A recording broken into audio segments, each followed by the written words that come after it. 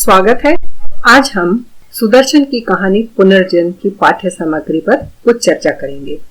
इस कहानी के मुख्य पात्र हैं अयोध्यानाथ, साधु, द्वारकानाथ और स्थान है इसमें दो महत्वपूर्ण स्थान हैं जो है सहारनपुर और हरिद्वार।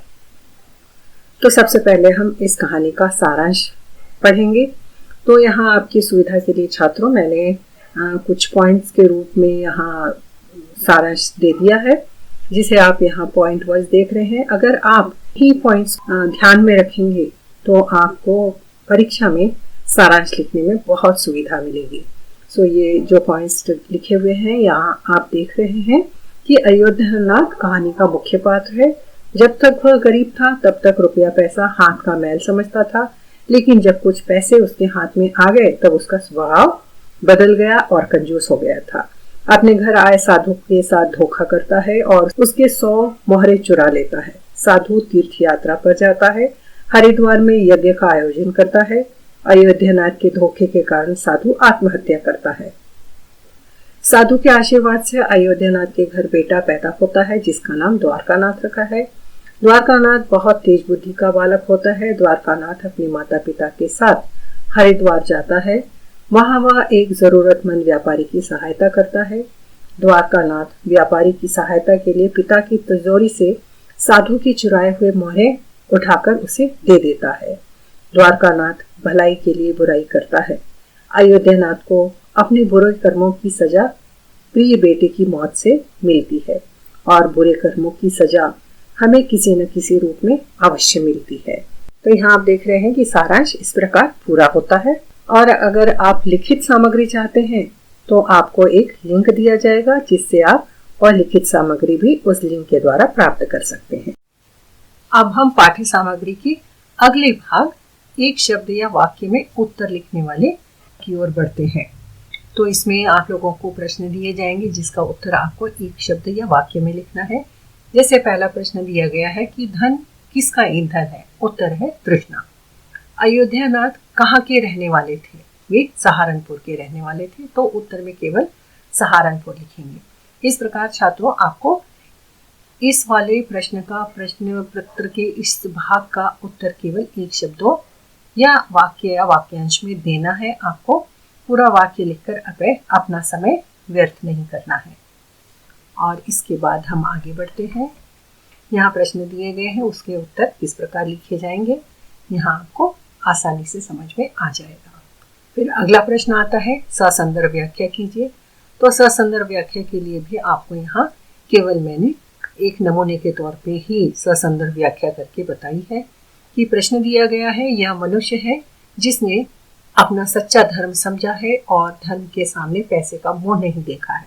तो इसमें सबसे पहले हम एक संकेत लिखते हैं। संकेत में प्रश्न का पहला शब्द और बीच में कुछ स्थान छोड़कर अंतिम शब्द लिखे जाते हैं, जिससे करेक्शन करने वाले को यह आसानी से समझ में आए कि आप 3 प्रश्नों में से कौन सा प्रश्न का उत्तर लिख रहे हैं।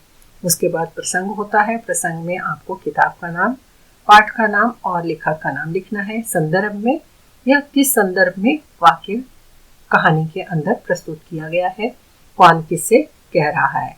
और व्याख्या के अंतर्गत आप लिखेंगे कि इसका वास्तविक अर्थ क्या है, लेखक क्या कहना चाह रहे हैं और उसको हम कैसे समझ पाए हैं। और अंत में बहुत जरूरी होता है विशेषता लिखना।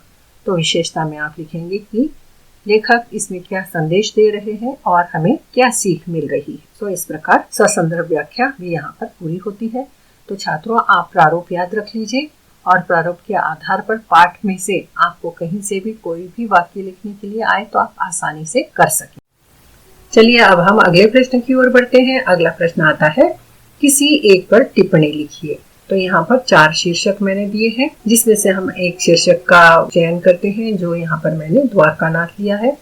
तो परीक्षा में भी आपको इस बात का ध्यान रखना है कि आपको परीक्षा में अलग अलग पाठ से इस प्रकार कुछ शीर्षक दिए जाएंगे जिसके ऊपर आपको टिप्पणी लिखना होती है। तो यहाँ पर मैंने द्वारकानाथ की टिप्पणी तैयार की है आपके लिए। तो सबसे पहले हम शीर्षक के रूप में वह टिप्पणी का शीर्षक लिखेंगे जिसका उत्तर हम लिख रहे हैं। तब हम उस शीर्षक का परिचय देंगे जिस प्रकार से यहाँ दिया गया है। यह पात्र हमारी पाठ्य पुस्तक कथा कुसुम के पुनर्जन्म कहानी से लिया गया है। द्वारकानाथ कहानी का विशेष पात्र है। इसके कहानीकार सुदर्शन है और आपने कहानी में द्वारकानाथ के बारे में जो कुछ भी पढ़ा है, समझा है, उसे अपने शब्दों में लिखना है। कि जैसे यहाँ पर दिया गया है कि साधु के आशीर्वाद से द्वारकानाथ का जन्म हुआ था, तो हम यहाँ पर द्वारकानाथ के ही बारे में बोलेंगे। हम यहाँ ऐसा नहीं बोलेंगे कि अयोध्यानाथ का पुत्र द्वारकानाथ था, क्योंकि हम अयोध्यानाथ के बारे में यहाँ विशेष बातें नहीं करेंगे। जो कुछ भी है उसमें डिटेल, ये सब हम द्वारकानाथ से जोड़कर लिखेंगे कि द्वारकानाथ का जन्म हुआ था। बचपन से ही तेज बुद्धि का सुशील बालक था। 6 वर्ष बाद स्कूल जाने लगा तो वह और निखर गया। जो भी उसे देखता तो कहता कि बड़ा होकर नाम करेगा। 18 वर्ष होने पर अपने माता पिता के साथ हरिद्वार जाता है और वहाँ उसे साधु संतों के साथ बहुत मन लगता है, लेकिन उसके पिता को ये अच्छा नहीं लगता, लेकिन चुप ही रहता था।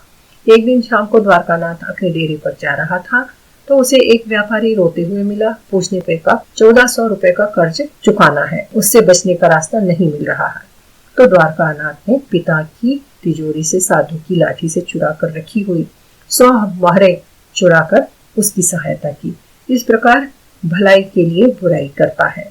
अंत में द्वारकानाथ के पेट में दर्द होता है और वह मर जाता है। तो इस प्रकार छात्रों, इस कहानी की पाठ्य सामग्री पूरी होती है और आपको लिखित नोट्स के लिए मैं इस डिस्क्रिप्शन में एक लिंक दूंगी। उस लिंक पर आप क्लिक कर उसके नोट्स भी प्राप्त कर सकते हैं।